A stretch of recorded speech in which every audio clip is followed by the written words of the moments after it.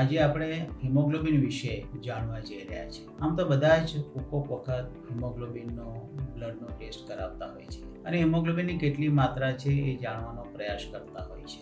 એમાંથી કેટલીક માહિતી પણ ઉપલબ્ધ થાય છે, પણ જો એને વિશેષ સમજણ કેળવીએ તો એ હિમોગ્લોબિન કેટલું છે એનું અર્થઘટન સારી રીતે આપણે કરી શકશું. અત્યારે વર્લ્ડ હેલ્થ ઓર્ગેનાઇઝેશન અને ભારત દેશની આરોગ્ય સંસ્થાએ જણાવ્યું છે કે ભારત દેશના 70% લોકોમાં હિમોગ્લોબિનની માત્રા જેટલી હોવી જોઈએ એના કરતાં ઓછી હોય છે. સામાન્ય રીતે પુરુષ હોય તો એમાં હિમોગ્લોબિનની માત્રા 13.5 થી 16.5 હોવી જોઈએ. જો સ્ત્રી હોય તો એની માત્રા 11.5 થી 13.5 ની વચ્ચે હોવી જોઈએ.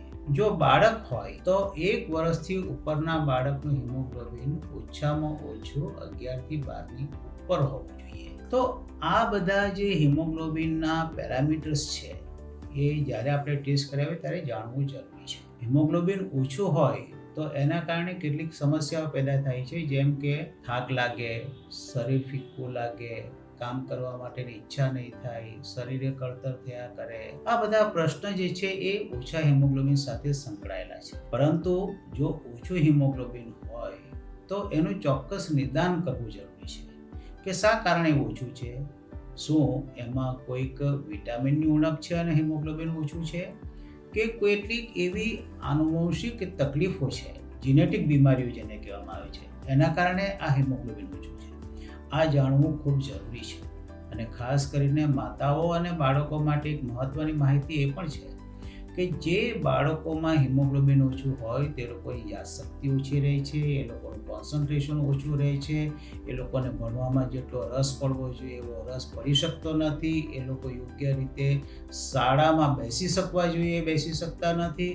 અને બહેનો અને માતાઓની વાત કરીએ તો એ બહેનો જે છે એ પણ ઘરકામમાં મુશ્કેલી અનુભવે છે, શરીરે કળતર થયા કરે, ઘણી વખતે જે છે કામ કરવાનું મન ન થાય. આ તમામ પ્રશ્નો જે છે એ બહેનોના છે. સાથે સાથે બહેનોને કેટલીક વખતે વધારે પડતું માસિક સ્ત્રાવ જતો હોય અથવા તો વધારે પડતું ઓછું હિમોગ્લોબિન હોય તો એને કારણે માસિક ઓછું આવે. આ પણ સમસ્યાઓ ઓછા હિમોગ્લોબિન સાથે સંકળાયેલી છે. કર્મચારીઓની અને પુરુષોની વાત કરીએ તો ઓફિસ સ્ટાફમાં જે પણ વ્યક્તિઓ કામ કરે છે એ લોકોના માટે તો હિમોગ્લોબિન ખૂબ મહત્વનું છે, કારણ કે કાર્યક્ષમતાનો સંપૂર્ણ આધાર આ ઓક્સિજન જે વહન કરે છે એ હિમોગ્લોબિન પર રહેલો છે. હિમોગ્લોબિન સારું હોય, ઓક્સિજન સારી રીતે આપણા શરીરમાં ફરે, પરિણામ સ્વરૂપે આપણું શરીર સ્ફૂર્તિલું રહે અને આપણને કામ કરવાનું ગમે, કામ કરવાની મજા પણ આવે. અને એટલા જ માટે મારું નમ્ર નિવેદન છે, સૂચન છે કે દરેક વ્યક્તિએ પોતાનું હિમોગ્લોબિન કેટલું છે તે જાણવું જોઈએ. હિમોગ્લોબિન ઓછું હોય તો એ શા કારણે ઓછું છે એ પણ જાણવું જોઈએ. આ એક વખત કરવાથી આપણને ઘણો બધો લાભ એનો થઈ શકતો હોય છે.